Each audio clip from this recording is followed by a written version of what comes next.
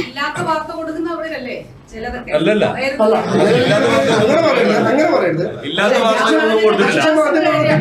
അങ്ങയോട് പറഞ്ഞ ബാക്കി അവനോടും അല്ല. ഹരിദാസിന്റെ വാർത്തകാരിയെ ഞാൻ പറഞ്ഞു.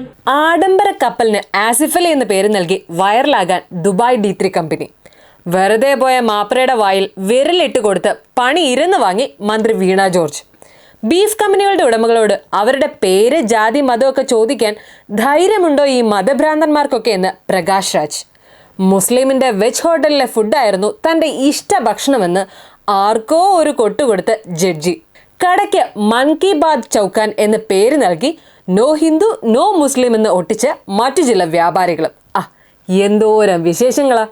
ആസിഫ് അലിക്ക് ആദരവ് നൽകിക്കൊണ്ട് ദുബായ് മറീനയിൽ വാട്ടർ ടൂറിസം കമ്പനി താങ്കളുടെ ആഡംബര നൗകയ്ക്ക് ആസിഫ് അലി എന്ന പേര് നൽകിയിരിക്കുകയാണ്. ആസിഫ് അലിയുടെ ചിരിച്ച മുഖവും സമീപനവുമായിരുന്നു തന്നെ അതിന് പ്രേരിപ്പിച്ചതെന്ന് പത്തനംതിട്ടക്കാരനായ കമ്പനി ഉടമ.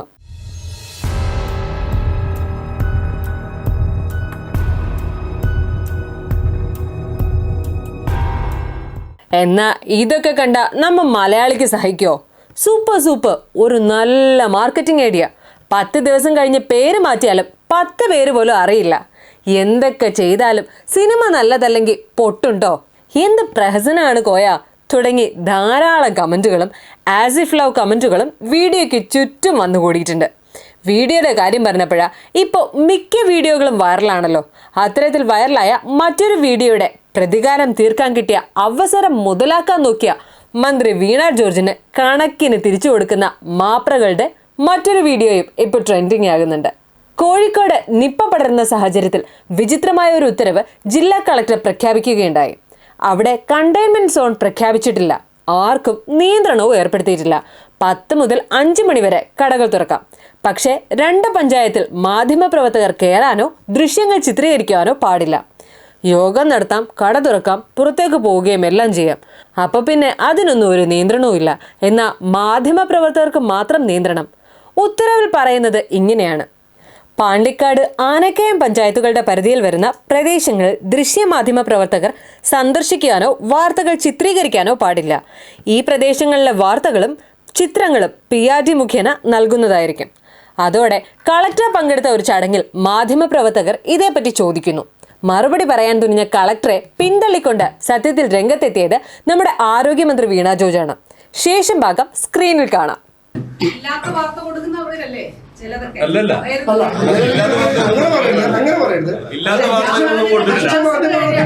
അങ്ങയോട് പറഞ്ഞ ബാക്കി അവനോടും അല്ല. ഹരിദാസിന്റെ വാർത്തകാരിയെ ഞാൻ പറഞ്ഞു. എന്റെ ഓഫീസ്, എന്റെ PA കൈക്കൂലി വാങ്ങിച്ചു കള്ളവാർത്ത കൊടുത്ത ഞാൻ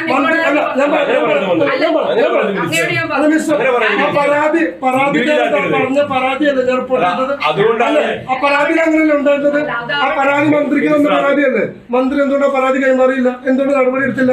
റിപ്പോർട്ട് വാർത്ത പുറത്തുകൊണ്ടിരുന്നത് മന്ത്രിയുടെ സ്റ്റാഫൊക്കെ എവിടെയായിരുന്നു? ഞാനൊരു കാര്യം പറയട്ടെ, ഞാൻ അങ്ങയോടാണ് ചോദിച്ചത്. അതുകൊണ്ട് ഞാൻ തന്നെ മറുപടി പറഞ്ഞു. വ്യക്തമാക്കണം, വിശദീകരിക്കണം എന്നൊക്കെ പറയുമ്പോഴേ വ്യക്തത സഹോദര, കളക്ടർ വ്യക്തമാക്കണം, വിശദീകരിക്കണം എന്നൊക്കെ പറയുമ്പോഴേ നിങ്ങളോട് ഏതോണ്ട് മുൻവിധിയോടുകൂടി പെരുമാറിയത് പോലെയാണ്. ഇത് കളക്ടറാണ് വിശദമാക്കേണ്ടത്, ഞാൻ ഇറക്കിയ ഉത്തരവൊന്നുമല്ല. പക്ഷേ അത് കളക്ടർ വിശദമാക്കണം എന്നുള്ളതാണ് ഞാൻ പറഞ്ഞത്. നിങ്ങൾ വിശദീകരിക്കാറുണ്ടോ കാര്യങ്ങൾ? ഞാൻ അങ്ങയോടാണ് ചോദിച്ചത്, മറ്റൊരു മാധ്യമപ്രവർത്തകരോടുമല്ല. മന്ത്രി തിളയ്ക്കുന്നുണ്ടല്ലോ. സംഭവം എന്താണെന്നല്ലേ ചിന്തിക്കുന്നത്? മാധ്യമപ്രവർത്തക ആയതുകൊണ്ട് മാത്രം അവിടെ എത്തിയ നമ്മുടെ മന്ത്രിയാണ് മാധ്യമപ്രവർത്തകരെ അടച്ചാക്ഷേപിച്ചത്. പെട്ടെന്നൊരു പ്രതികരണം ഉണ്ടായപ്പോഴേ എല്ലാവരെയും അല്ല, ഒരാളെ മാത്രം ഉദ്ദേശിച്ചാണ് താൻ ഈ കമന്റ് പറഞ്ഞതെന്ന് മന്ത്രി തിരുത്തുകയും ചെയ്തു. ഇതിനൊക്കെ പിന്നിലുള്ള കാരണം എന്തെന്നാ, മന്ത്രിയുടെ ഓഫീസിൽ അഴിമതി നടന്നു എന്ന വാർത്ത റിപ്പോർട്ടർ കൊടുത്തിരുന്നു. എന്നാൽ അതങ്ങ് പൊളിഞ്ഞുപോയി. പരാതിയുമായി എത്തിയ ഹരിദാസൻ പിന്നീട് കാലുവാരുകയായിരുന്നു. സത്യത്തിൽ ആ പരാതിയെ മാത്രം ആശ്രയിച്ചായിരുന്നു റിപ്പോർട്ടർ മുന്നിട്ടിറങ്ങിയത് എന്നത് അവർക്ക് പറ്റിയൊരു വലിയ പിഴവായിരുന്നു. എങ്കിൽ പോലും ശൂന്യതയിൽ നിന്ന് വന്ന ഒന്നായിരുന്നില്ല ആ കംപ്ലൈന്റ് എന്ന് എല്ലാവർക്കും വ്യക്തമായിരുന്നു. സത്യത്തിൽ മന്ത്രി പ്രതികരിക്കാൻ തിരഞ്ഞെടുത്ത സ്ഥലം അത് കറക്റ്റ് ആവാഞ്ഞതുകൊണ്ട് തന്നെ വീഡിയോ അങ്ങ് വൈറലാവുകയും ചെയ്തു. കൂട്ടത്തിൽ ഒരു ചോദ്യവും, മാസ്ക് നിർബന്ധമായി ധരിക്കണമെന്ന് പറയുന്ന ആരോഗ്യമന്ത്രിക്ക് ഇതൊന്നും ബാധകമല്ലേ എന്ന്. ചില ചോദ്യങ്ങൾ അല്ലേലും അല്പം വെള്ളം കുടിപ്പിക്കുന്നതായിരിക്കുമല്ലോ. അത്തരത്തിലൊരു ചോദ്യവുമായി മുന്നോട്ട് വന്നിരിക്കുകയാണ് നമ്മുടെ ആക്ടർ പ്രകാശ് രാജ്. ബീഫ് കമ്പനികളുടെ ഉടമകളോട് അവരുടെ പേര്, ജാതി, മതം ഒക്കെ ചോദിക്കാൻ ധൈര്യമുണ്ടോ ഈ മതഭ്രാന്തന്മാർക്ക് എന്ന് പ്രകാശ് രാജ് ചോദിച്ചിരിക്കുന്നു. ഹിന്ദു മുസ്ലിം വിഭജനം ഉണ്ടാക്കാൻ കടയുടെ മുന്നിൽ പേരെഴുതി വെക്കണമെന്ന യോഗി ആദിത്യനാഥിന്റെ ഹിഡൻ അജണ്ടയെ മുൻനിർത്തിയാണ് പ്രകാശ് രാജിന്റെ ഈ ചോദ്യം. ഇതിനെ ശരിവെക്കുന്ന തരത്തിൽ സുപ്രീം കോടതി ജഡ്ജ് മറ്റൊരു കൊട്ടുകൂടി കൊടുത്തിരുന്നു. താൻ കേരളത്തിൽ ജോലി ചെയ്യുന്ന സമയത്ത് അവിടെ പ്രധാനമായും 2 വെജിറ്റേറിയൻ ഹോട്ടൽ ഉണ്ടായിരുന്നു.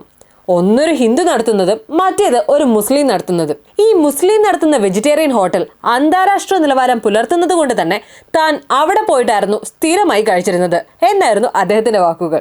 കൺവർ യാത്രയുടെ പശ്ചാത്തലത്തിൽ കോടതിയിൽ നടന്ന വാദത്തിനിടെയായിരുന്നു ജഡ്ജിയുടെ ഈ പ്രതികരണം. എന്തായാലും യോഗി ആദിത്യനാഥിന്റെ ഉത്തരവ് കോടതി സ്റ്റേ ചെയ്തിരുന്നു. യോഗിയുടെ ഉത്തരവിനെ തച്ചുടച്ചുകൊണ്ട് അവിടെ പ്രത്യക്ഷപ്പെട്ട മറ്റൊരു നെയിം ബോർഡും ഇപ്പോൾ ചർച്ചയാകുന്നുണ്ട്. ചെറുകിട കച്ചവടക്കാരാണെങ്കിൽ പോലും അതിന്റെ ഓണറുടെ പേര് പ്രദർശിപ്പിക്കണമെന്ന് പറഞ്ഞതോടെ അവിടെ ചിലർ മുഹബത് കി ചൗഖാൻ എന്ന പേര് നൽകി നോ ഹിന്ദു നോ മുസ്ലിം എന്ന് എഴുതി രാഹുൽ ഗാന്ധിയുടെ ചിത്രത്തോടൊപ്പം അവിടെ ഒട്ടിച്ചു വെച്ചു. സംഭവം അങ്ങ് പൊളിച്ചു വന്നേ. അതായത് വെറുപ്പിന്റെ കമ്പോളത്തിൽ നമ്മൾ സ്നേഹത്തിന്റെ കട തുറക്കുന്നു എന്ന രാഹുലിന്റെ കോൺസെപ്റ്റാണ് നമ്മൾ അവിടെ കണ്ടത്. പിന്നെ അറിയാത്തവർക്കായി അറിയാൻ വേണ്ടിയിട്ട് ഒരു കാര്യം കൂടി പറയാം. മുസ്ലിം ഓണർഷിപ്പിൽ നടത്തുന്ന പല സ്ഥാപനങ്ങളിലും ഒരുപക്ഷെ പെട്ടിക്ക് മുന്നിൽ കാശ് വാങ്ങാതിരിക്കുന്നത് ഒരു മുസ്ലിം നാമധാരി ആണെങ്കിലും അവിടെ ജോലി ചെയ്യുന്നതിൽ ഭൂരിഭാഗവും മറ്റു മതസ്ഥരായിരിക്കും. അതുകൊണ്ട് അവരുടെ കൂടി കഞ്ഞുകൂടി മുട്ടിക്കരുത്. അതൊന്നോർത്താൽ വളരെ അഭികാമ്യം.